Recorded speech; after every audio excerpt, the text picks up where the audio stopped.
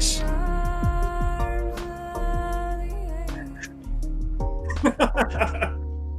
Me and John, wait, all three of us when we start talking about our own teams. All three of us when we start talking about the Los Angeles Angels of Anaheim. Dude. Oh, wait. You. Oh, my God. Welcome back to the Chatting Average. My name's Adam. John Sansoni. And I think Adam went underwater there. I shoot for an intro clip every single week, and I think this week I finally got mine. Happy Monday, fellas. Welcome back to the baseball. It's great. It's been a great weekend. I drove 10 hours straight on Friday. And somehow, let's see, I-75 to 24 to 57 to 70. So that took me through Georgia, Tennessee, Kentucky, Illinois, and Missouri, and that was still less damaging to my psyche than the Atlanta Braves. Listen, man, Hurston Waldrop. Okay, not too much on Hurston Waldrop. Okay. Good for my fantasy team. He won me last week. Yeah, who was that against? I don't know, honestly. Actually, I don't. It was against John Sansoni. It was against me. Hi, guys. Yeah, there's the orange man, John Lieber. It's actually a red shirt. Baseball. It looks super orange on screen. You lost to Wyatt Nunn. What do you have to say for yourself? Like I said in that our group chat for the league, my team felt like they were moving through quicksand for 7 days. Like, I'd look at my phone, I'd be like I do the quick lineup every day. I check it, make sure there's not any extra changes I want to make. Cool. Every single day, I'd go back and I'd look and I'd go, how did we score 7 points? What are we doing? Like, it's a miracle I ended up eclipsing 300. We've all had Anyways, we've all had the baseball. That's certainly an unfortunate time to have a week like that. Agreed. Because I think Wyatt Nunn owns us now. No. I have my last stand. I have my last stand soon. Oh, good. Good job, John. I have him this week, and I think Sansoni has him next week. Or maybe I have that reverse ways. But either way, Wyatt Nunn, not quite owner of the Chatting Average yet. Throw the brakes on that one. In the real baseball world, we have some baseball news. There's a new top 100. Do we want to start with that, or do we want to save that for the bottom of the show? I assume we want to start with it since the top of the document. Let's just start with it. I mean, can you name anything other than who maybe the top 10 guys are, and then maybe the guys that are on the list for your team? New number one prospect is Connor Griffin of the Pirates, the shortstop outfielder. Then it goes Kevin McGonigal of the Tigers, Leo DeVries of now the Athletics, Sebastian Walcott of the Rangers, Jesus Made of the Brewers, J.J. Weatherholt of the Cardinals, Bubba Chandler of the Pirates, Samuel Basallo of the Orioles, and Max Clark, and then Andrew Painter, who may or may not ever reach the league. You know, he's been yo-yoing.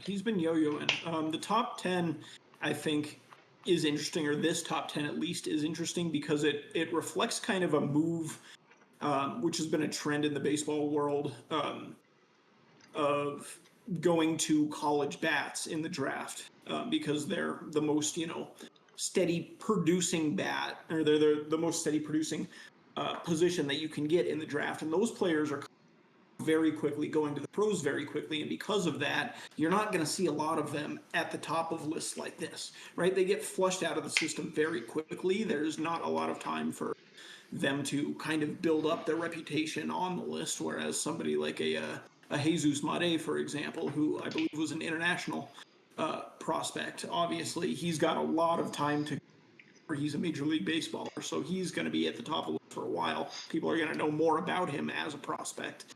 It's just interesting to see that dichotomy kind of reflected here this early on in the year. And something all three of our you go. All three of our teams are represented by a top 100 prospect. I believe the highest comes from the Rockies. Yes, Ethan Holiday is 17th. Charlie Condon is the other one on the list for the Rockies at 60. John, you guys have one guy. He's really fallen since he was drafted. I mean, that's what happens when you're a college guy that doesn't go through the system quickly. Right. John, you come in with one at 81 with Caminiti. And then the Sox have 6, which I guess is a good thing when you think about it. Yeah, it's pretty good. 2 in the top 40, and then 71, 79, 88, and 93. Braden Montgomery is obviously the biggest name. Noah Schultz is right behind him. Colson Montgomery technically still a top 100 prospect. We'll get into it later, but I don't think he's going back down anytime soon, so he'll be graduated pretty soon. Billy Carlson, Caleb Bonnemer, and Hagen Smith round out the Sox. There's so many shortstops. There are so many shortstops. I believe it's 30 shortstops on this list alone. The last highest list was 24, which was the midseason top 100 in 2022, and that was Gunnar Henderson being the top shortstop prospect. And the top 5 are all shortstops. Right. And something to note about this. Something to note about this is with some of these players, they already have secondary positions listed. And this is the reason you draft shortstops, is because they are the most capable athletes on the field in most situations. Because everyone who's moved and become an incredible athlete at somewhere else, there's a good chance they started as a shortstop. Connor Griffin is continuing to see time in center field, but he could probably still handle either one. Sebastian Walcott might grow out of shortstop into third base. JJ Weatherholt has played both sides of the bag. This is at the major league level for what it's worth. With Mata and DeVries, both of them are so young. You don't know how much more they're going to physically project. Does that kick them to the hot corner at third base? If now that DeVries is in a completely different system with Jacob Wilson at the top at shortstop. All that to say, this is a sign of the times. It's why teams in the draft consistently turn to college shortstops and college middle infielders, because they're so experienced already in the college game and so projectable in their professional career. The projectability is the big thing, right? Teams want, especially at the top of the draft, they want kind of a safe bet. Because if you take a big swing and a miss in the first round, it's really going to affect your program. Right. And, just as some satire here, the Pirates have a shortstop prospect who's playing center field, just like their last shortstop prospect who's currently playing center field. Normally you do that so that guy gets up quicker. But it seems as if they've gone with let's turn every shortstop into an outfielder. Which a lot of teams do, like we're saying, but there's 3 spots in the outfield. There's only 1 shortstop. Who is playing shortstop for the it's been a mix of guys. So why is Oneo Cruz not? And why are they still trying to get Connor Griffin to play center? Because he's genuinely dreadful at the position defensively. Well, true. Right. I mean, physical freak, but also he has no idea where the ball goes. Jared Triolo.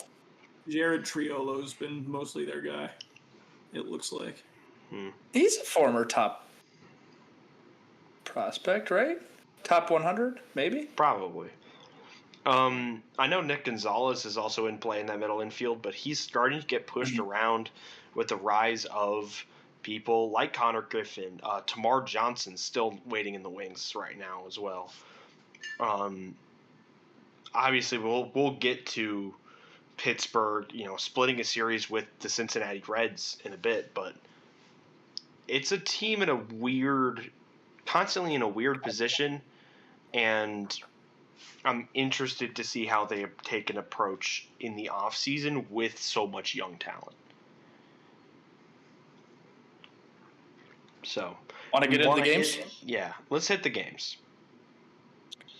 Starting in the National League, Cincinnati and Pittsburgh play 4, and they split 4. 7-0 in the first game, 3-2 in the second. Both Pittsburgh wins. Reynolds having a good first 2 games with a home run and a 2 RBI triple. Skeens in the first game, 6 innings pitched, 8 Ks. The next 2, though, 2-1 for the Reds, 14-8 in game 4.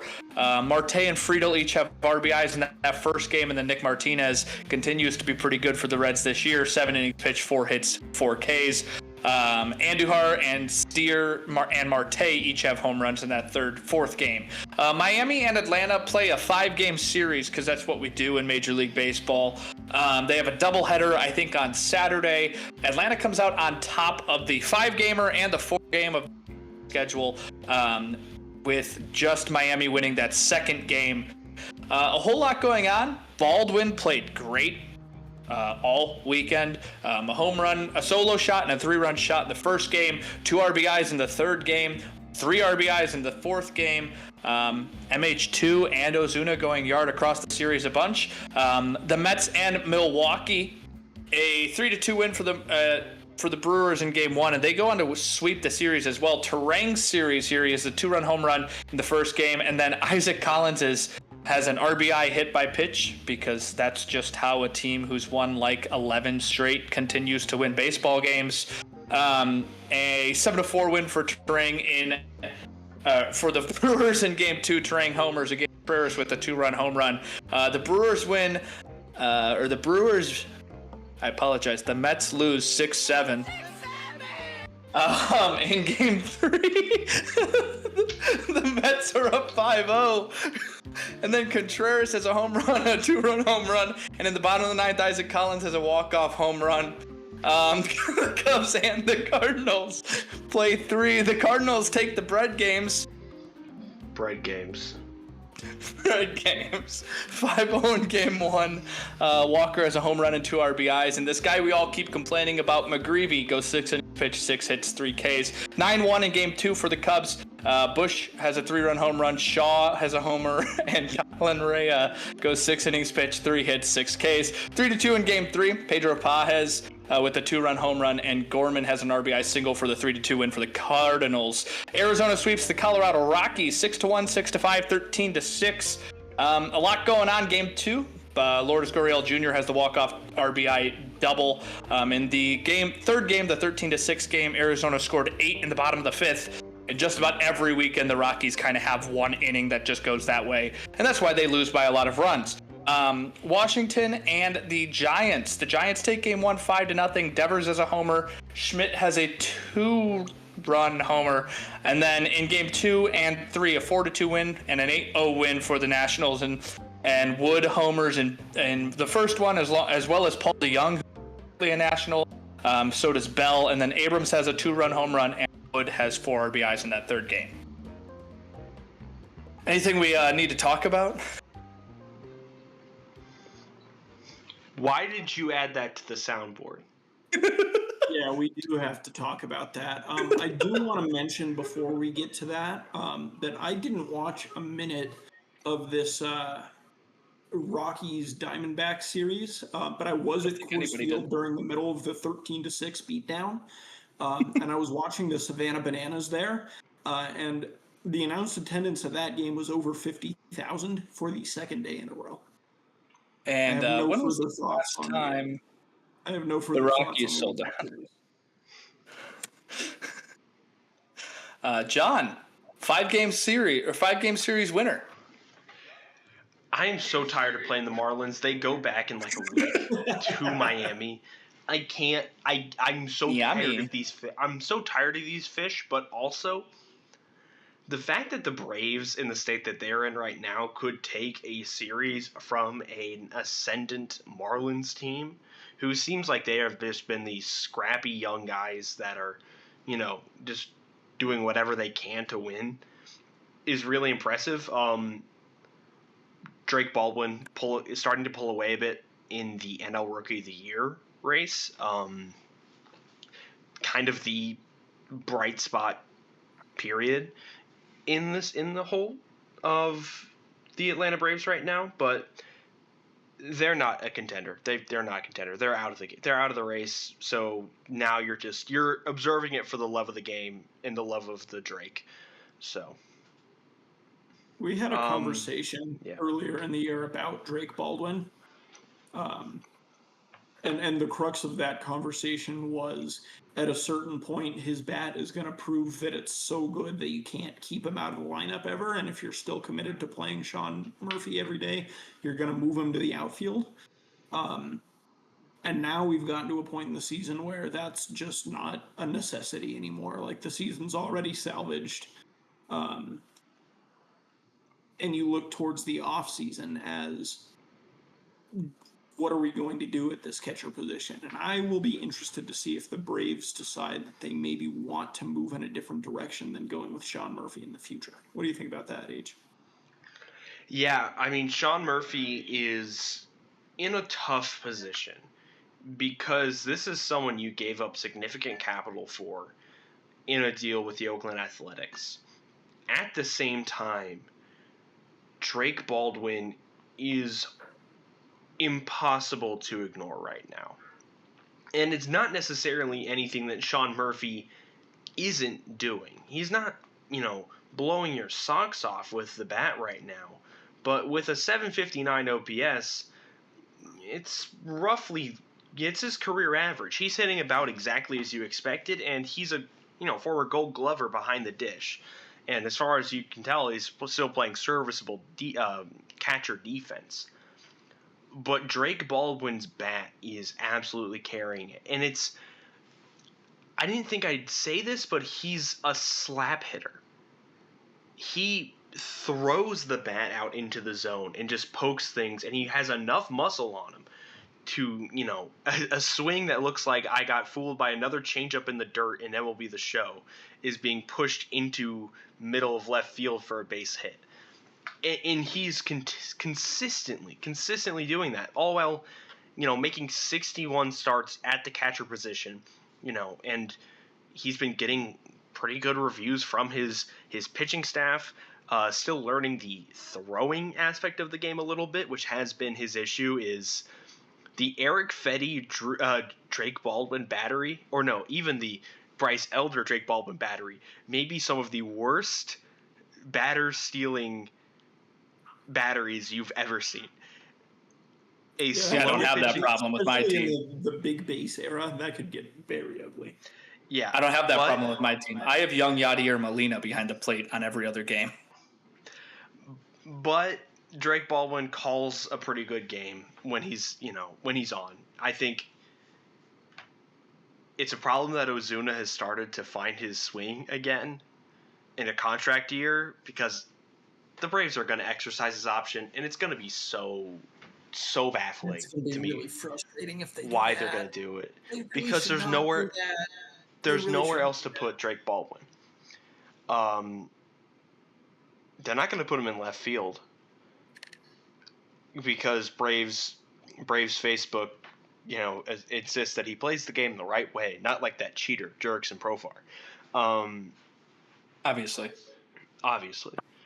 So it's an interesting situation to monitor. It's an interesting situation to monitor. The Braves have committed themselves to keeping players on contract in 2026, and that's why they didn't really make any moves with anyone at the trade deadline that was, contributing at the major league level. I think Murphy is a hard piece to move, and it's a lot more interesting now that you realize that Drake Baldwin is making that decision almost for him. Yeah. When is Murphy's contract up? Do you know? Off the top of my head, I don't know. But you have Baldwin under team control for a long time. He signed through 2028. Murphy is. And a club option in 29, so. Yeah. And that's $73 million. He could be a very interesting trade piece this offseason. And I think with the catcher market, what it is, I mean, the best free agent catcher coming up this year is JT Realmuto, which is not good. Yeah. with the market, what it will be for a catcher, I think it's something that the Braves would be foolish not to consider. Right. And that's when you trade catchers. You want to give them an offseason and a spring training to relearn their pitching staff. Right. Because that's why catchers are such a rare deal in midseason, because you're completely flipping the script on them. You're going from 5 guys that they're used to 5 guys that they've maybe never caught for in their life. And so much of the mental game between pitcher and catcher is lost in that transaction. Sean Murphy is a master of that mental game. It's why he's stuck around so long. But you need to realize that, hey, this is a Braves team that is quickly turning towards a youth movement. At 30 years old, which is crazy to think about, right, because they just had a youth movement and they right, just had them blocked up long term, and that was supposed to be their core for forever. Right, but with Sean Murphy entering his age 31 season next year versus Drake Baldwin, the writing's going to happen. Writing's on the wall a little bit.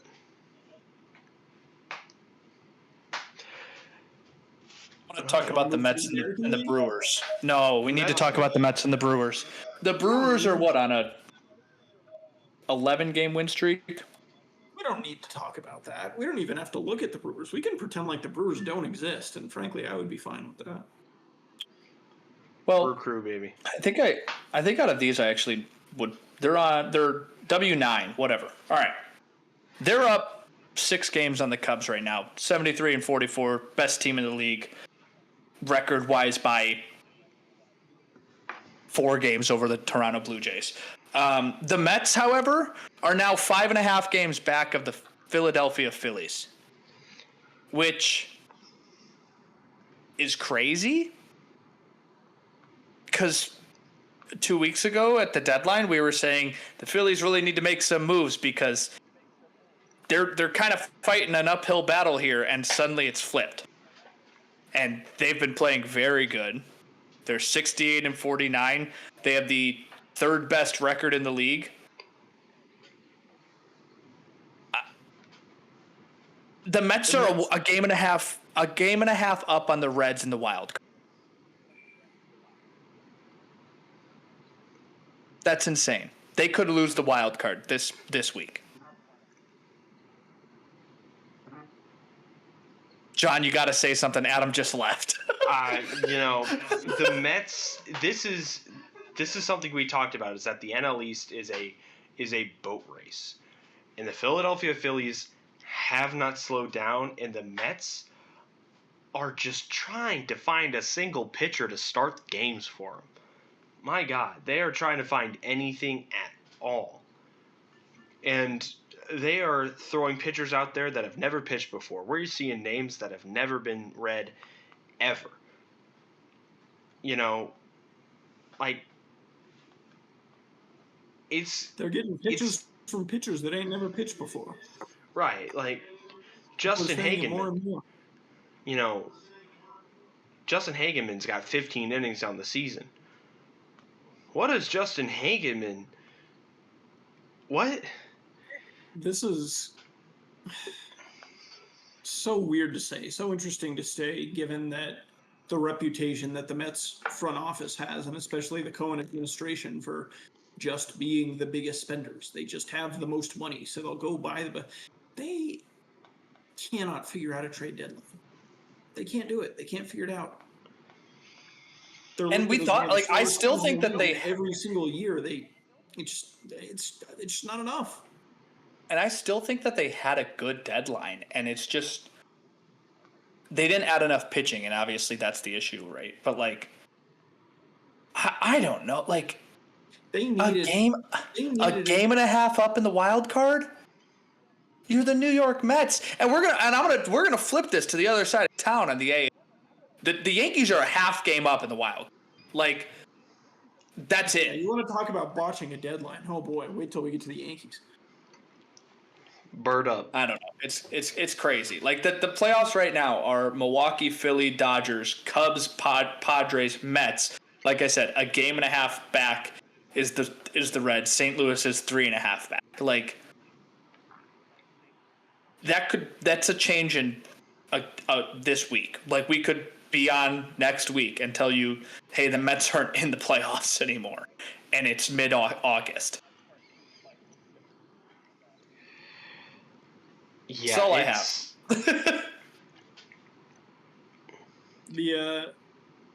The NL East, I think, going into the year was the division that we thought was going to have the most fun race, and now I think it might have the single worst division race. Right, because it's not like it's not close. It's just that the teams keep collapsing. It's not that everyone's good. It's that everyone keeps Is that someone snuck up and tied all their shoelaces together, and now they keep falling. I don't know what is the best divisional race right now. The AL West, I'd assume. Like Houston and Seattle flip-flop spots every other day, and Texas too far behind. I think the AL East is surprisingly. I think it's. It's either the AL West or the NL Central, as far as I'm concerned. Yeah. I don't know. Those Brewers are pulling away.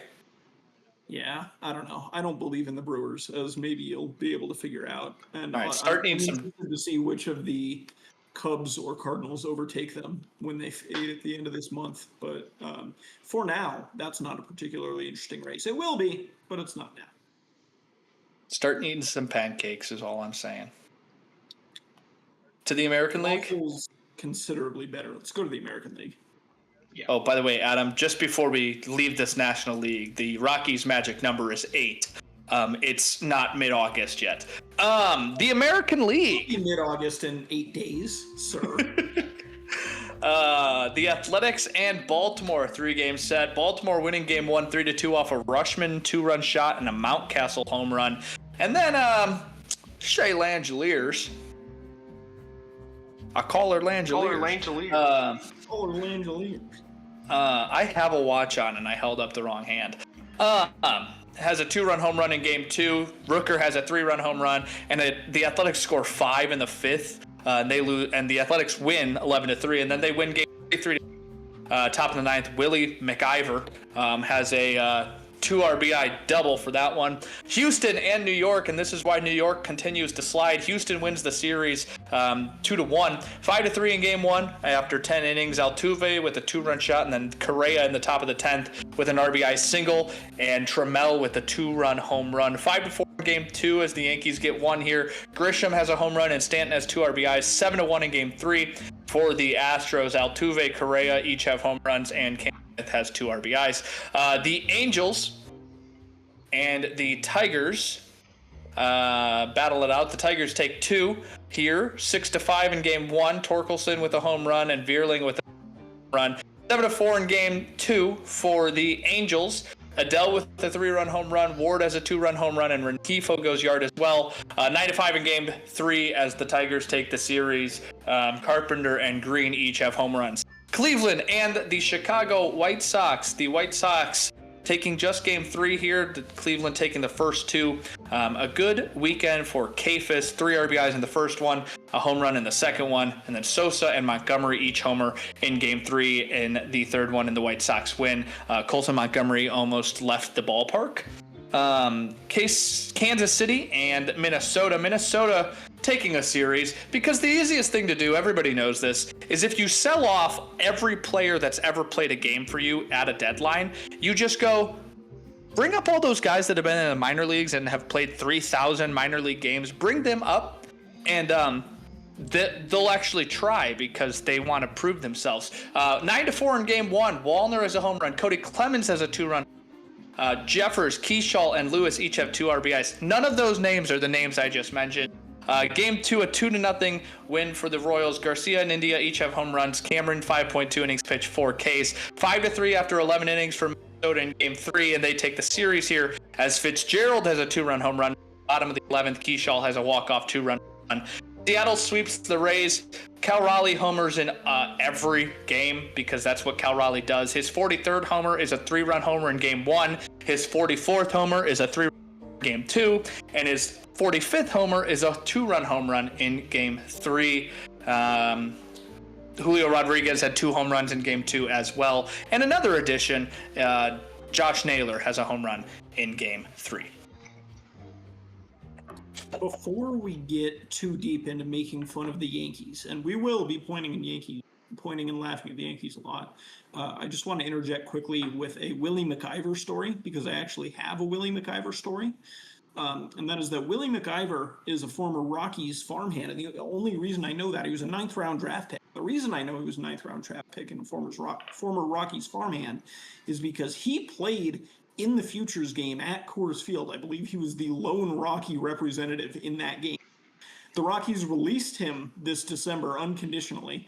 He was picked up by the formerly Oakland, currently Sacramento Athletics, and apparently made his major league debut earlier this year. Now you know. He's got .2 WAR this year. He's played in 19 games, 13 hits, 2 homers, 6 RBIs, 2 stolen bases.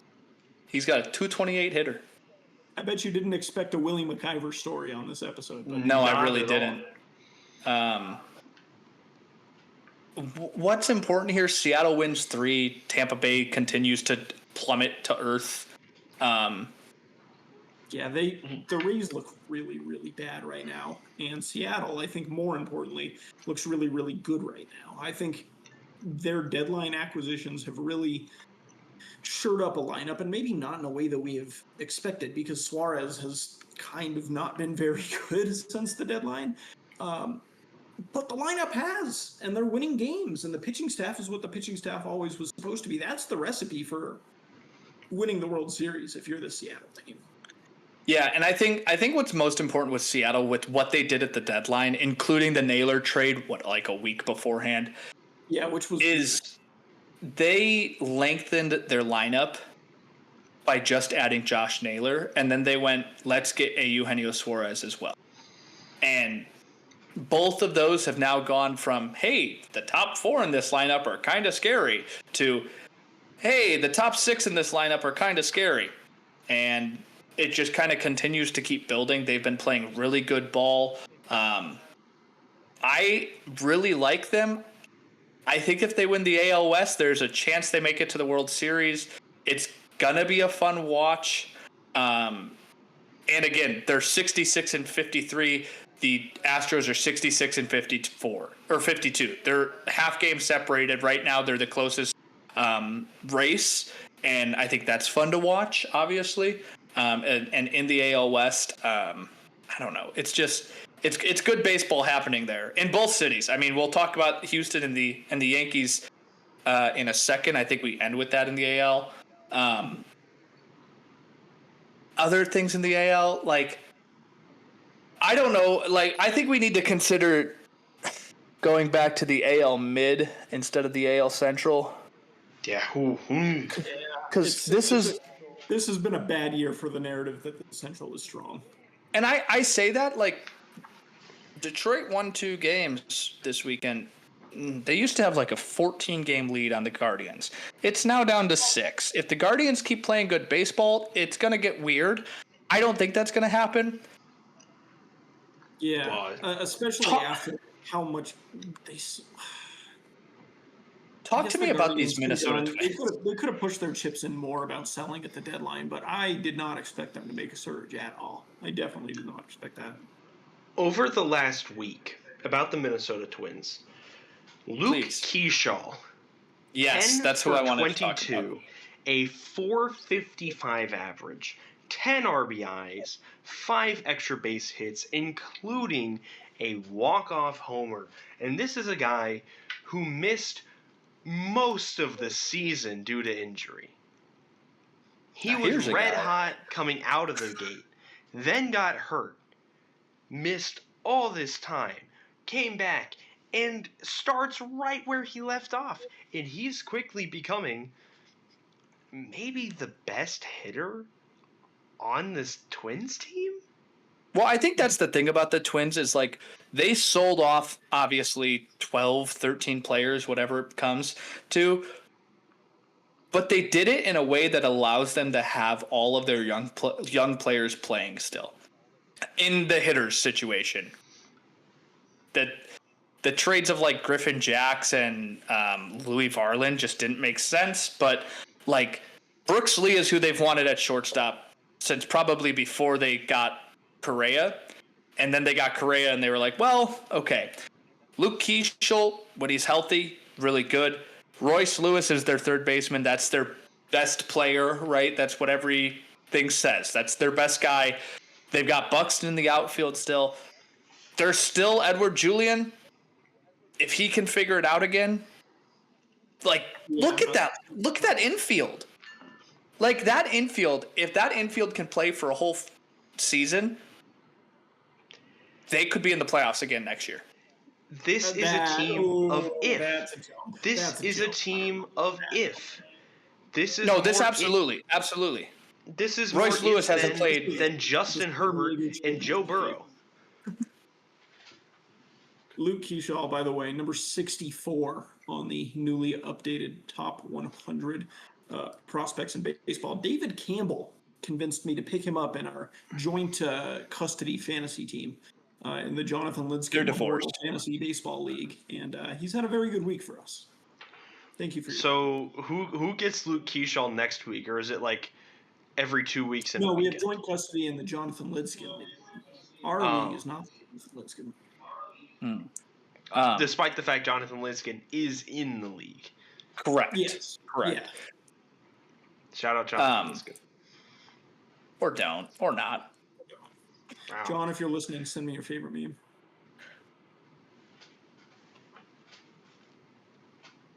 I mean, I'll do it.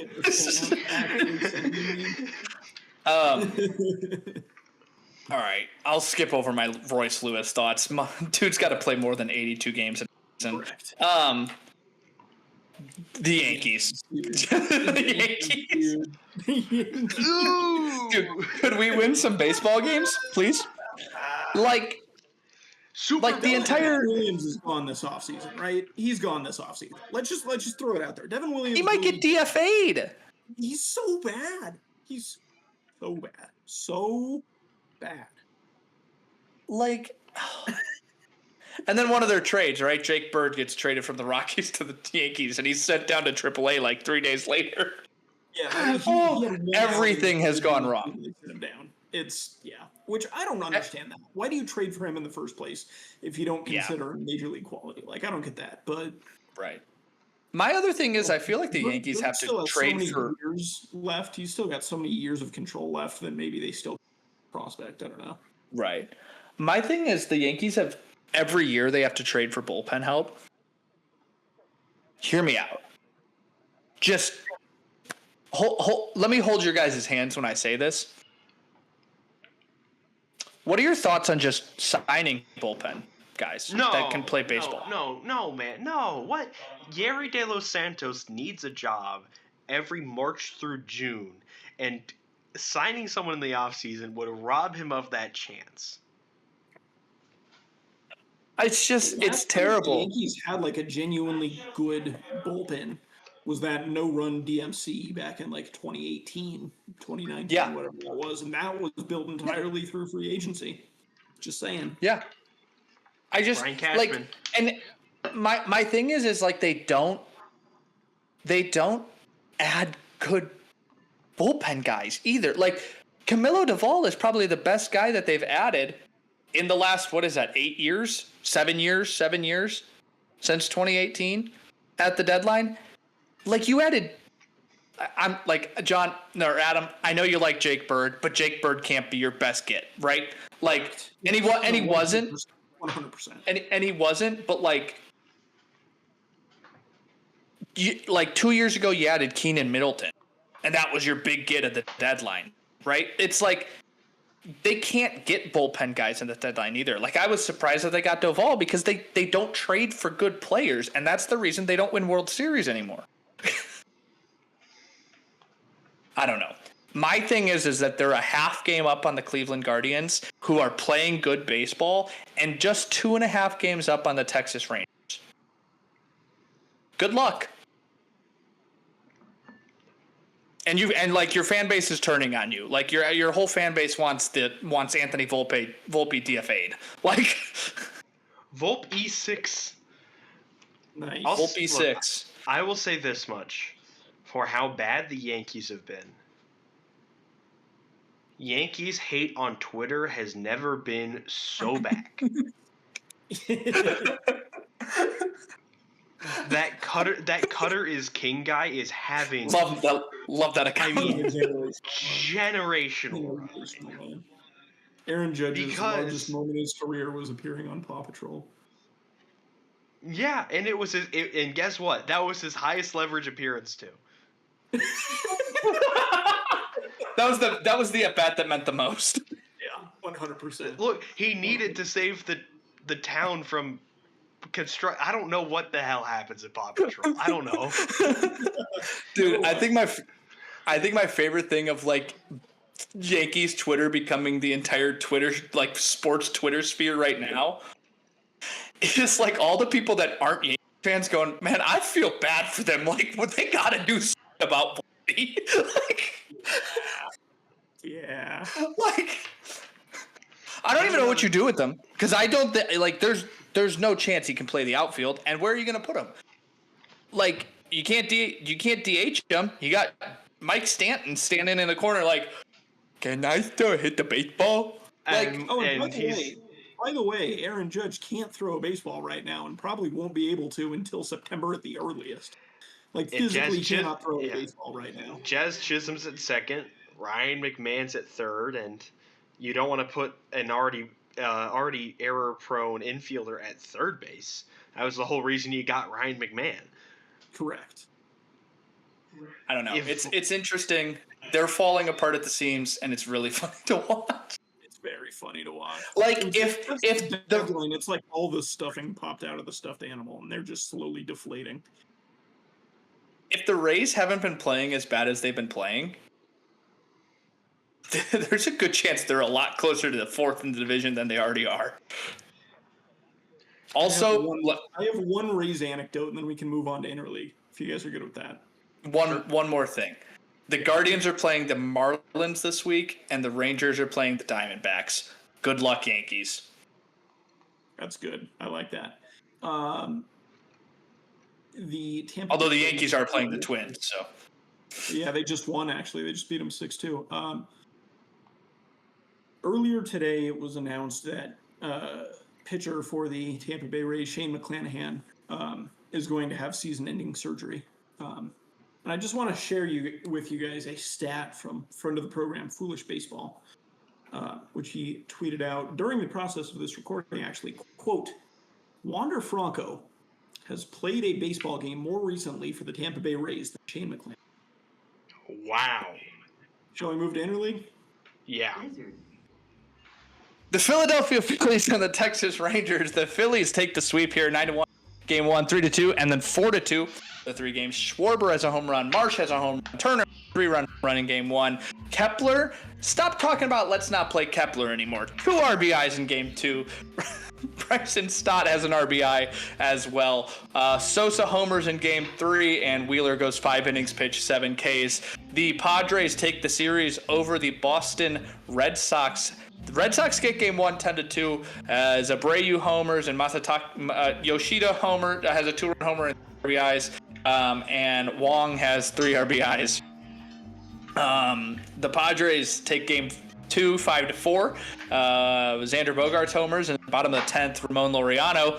Trade deadline acquisition. Ramon Laureano has a walk-off RBI single. 6-2 in game 3. Arise has 2 RBIs. Cease goes 6 innings pitched, 4 hits, 7 Ks. The Dodgers take 2 of 3 from the Toronto Blue Jays. Game 1 5-1 for the Dodgers. Betts Mookie 2-run home run, 3 RBIs on the day. Kershaw 6 innings pitched, 4 Ks. 9-1 in game 2 for the Dodgers. Muncy 2 and Ohtani homers, 40th of the year, and a 5-4 win for the Blue Jays as they salvage the series. Vladdy Barger, and Clement each have home runs.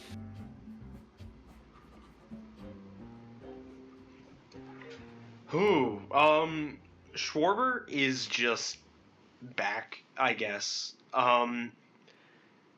He, and I hate to say this, I do hate to say this for a Philly. If he continues to play this well, he may be the only player who can stop Shohei Ohtani from running away with the MVP. And even then, Ohtani is. I mean, it's kind of cartoonish and ridiculous at this point. I don't even know if it's as far apart as you're trying to make it sound right now. Like, in all relativity to Shohei Ohtani is not having as good of his year. He's not having last year, certainly. No. He's got 41 home runs, so does Schwarber. 77 RBIs for Ohtani, 95 for Schwarber. He wins that category. Shohei scores more. No shit, he's on the Dodgers. Like, 284 hitter to a 252 hitter. 377 on base to a 388. I don't think it's that far apart. And I also think it's, regardless of whose side of this conversation you're on, I am just morally opposed to designated hitters being the best player in a particular league. Like, if you don't play defense, that just doesn't count in my mind. So, and then what else? He's started 8 games. Shohei started 8 games on the mound. I don't like this year. If he's going to open every 16 days, don't look at that for MVP candidate. Yeah. Like, he's not. If he's not closing and he's not starting, it doesn't matter. Okay. And he's technically starting, but not going distance. Is like he's opening. Yeah, this is a glorified rehab situation for Shohei right now, and that's what it's going to be. It's going to be a rehab program basically till the postseason. Anything else to say on the Toronto-LA series? Very cool to see on. I believe this was Friday. Starting pitchers for this game. I don't know if you guys saw this or not. Justin Verlander against Max Scherzer. Or no, excuse me. It was Scherzer against Kershaw, correct? Yes. It was Kershaw and Scherzer. I mean, presumably the last meeting of those two ever. The first meeting of those two ever, I don't know if you guys know this story, was during each of their rookie seasons. 2009, Scherzer, of course, with Arizona at that time, Kershaw with the Dodgers. Both pitchers were not in the rotation at that point in this first matchup between the two. In fact, neither of them were scheduled to start on the day that they did end up starting and appearing against each other. The two that were scheduled to start that game were Greg Maddux and Sandy Koufax. Sandy Koufax? No, it wasn't Koufax. Who was it? Randy Johnson? That doesn't make sense. No, who's the Dodgers pitcher? Was it Greg Maddux was the Dodgers pitcher? He's never played for the Diamondbacks. Randy Johnson. You're right. You're wearing a Diamondbacks hat. Can we just cut that whole segment? No. His team got swept by the Diamondbacks this weekend too, and he still has the Diamondbacks hat on. Anyway, we're not cutting that. Sandy Koufax versus Greg Maddux.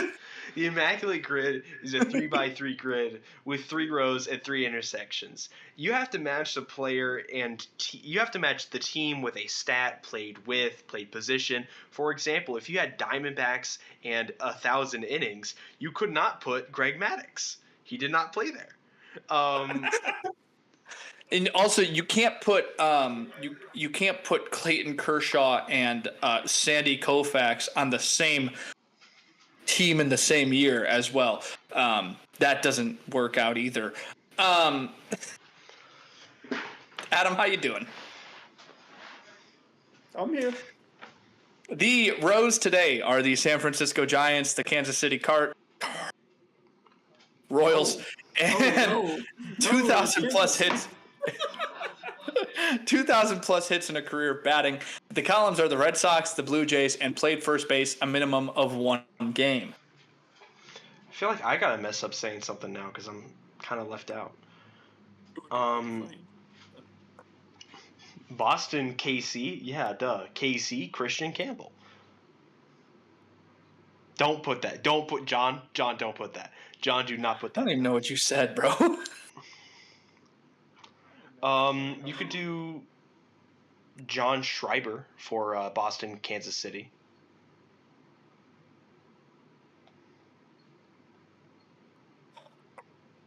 Do you know how to spell Schreiber? Right. Yep. Thought it was SH because I thought it was spelled weird. I thought it was just SH, but then I fixed it, so we're good. Okay. Let's see here. I feel like Adam doesn't want to say anything just in case he's wrong again. Kansas City, Toronto. Who for Kansas City, Toronto? Nori Aoki.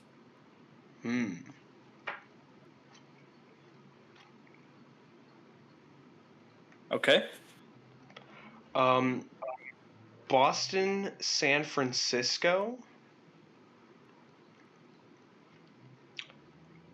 Christian Arroyo. What a guy. Is he still in affiliated ball? No, I don't believe so. There's no way.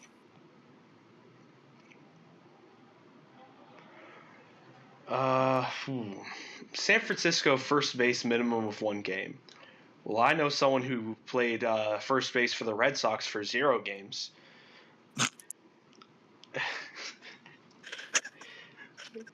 All right. Should not have been funny. I hate him so much. All right. Seriously though, for Giants first baseman, how about current Guardians manager Stephen Vogt? For Giants, right? Giants first base. He's there.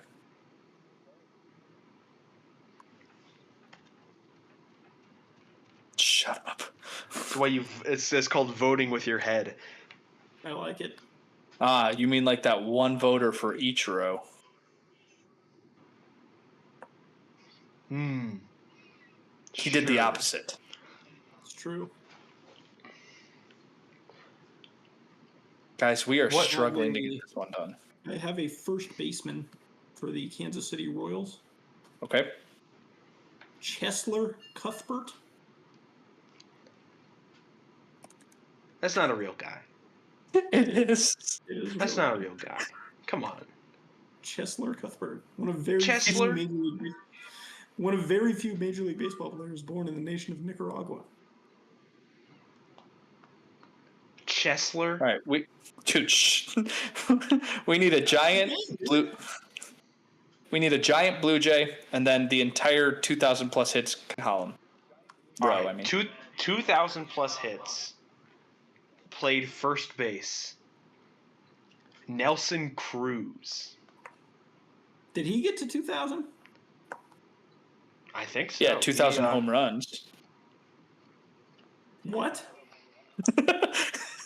But he played first base. Run that back. Yeah, he hit 2,000 home runs. I don't think that's accurate. All right, well, Nelson Cruz is in that spot. So 2,000 home runs? Yeah, he did. That's like so many home runs. Has anyone hit? No. I know the record's not. I know. I don't think he knows the record. I do. John, what's the record? I'm not saying. He doesn't know.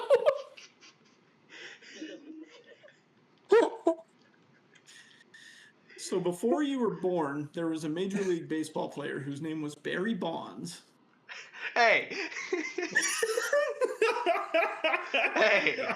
I know he beat the record. I know he hit 756 to beat the record. Okay? That's wrong, though.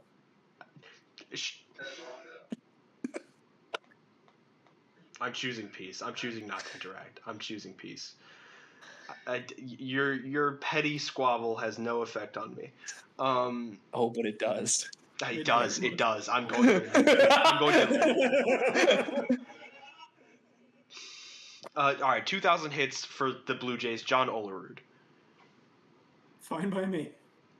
That is fine by me. Olerud. Dude, 8%. That's terrible, John. Whoa. I'm going to attack you. You don't even know where I am.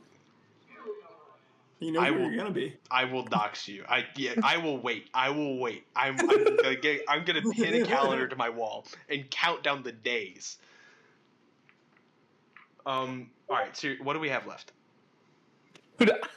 Red Sox 2,000 plus hits. Giant Blue Jay. I need a giant Blue Jay. Neither. A giant Blue Jay. Giant Blue Jay. That's a pretty big Blue Jay. That's what I've been saying. And so we need Boston 2,000 plus hits. That's what I've said. Maybe I'm just confirming it with you, John. You need to stop. Give me giant Blue Jay Justin Smoke. That's spelled Smoke, S-M-O-A-K. I know how to spell smoke. No, but we have to confirm. We don't trust you. All right. What about 2,000 hit? 2,000 hit Boston Red Sox. Give me Willie McGee. I was thinking Johnny Damon, but we can go with whatever. I do Johnny Damon. It's fine. Adam, do you have a take? Nope, that's fine by me. Johnny Damon recently a New York Yankees game with long hair, even though he's in his 80s. We have a rarity score of 14. Hardest spot on the grid today was Kansas City Blue Jays at 58%. Johnny Damon was a 3%. So, not bad. You know, he was the number one answer for Boston, Kansas City, though, which is interesting. We used him one spot lower. We did use him one spot lower. This has been the chatting average. It's been a horrible show, frankly. For John, I'm Adam. Find us on Twitter, @thechattingavg. He's going to start clicking the lizard button now, so I'm just going to go. Thanks, guys. Bye, everyone.